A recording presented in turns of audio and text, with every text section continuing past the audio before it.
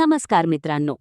Mumbai high court भरती 2026ची परीक्षा दिलेल्या सर्व उमेदवारांसाठी आजच्या व्हिडिओमध्ये आपण पाहणार आहोत अंदाजित कट ऑफ किती जाऊ शकतो. या वर्षीचा पेपर पाहता अनेक विद्यार्थ्यांचे असे मत आहे की पेपरचा लेव्हल मध्यम होता.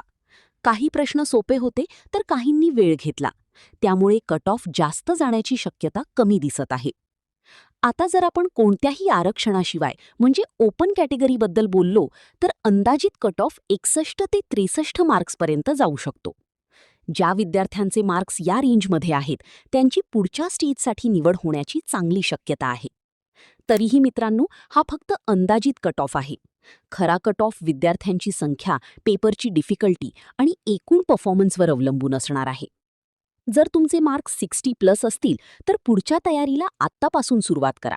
विशेषतः टायपिंग टेस्ट आणि डॉक्युमेंट व्हेरिफिकेशनवर फोकस ठेवा. तुमचे किती मार्क्स येत आहेत हे कमेंटमध्ये नक्की सांगा. आणि अशाच भरती अपडेट्ससाठी चॅनलला सबस्क्राईब करायला विसरू नका. धन्यवाद.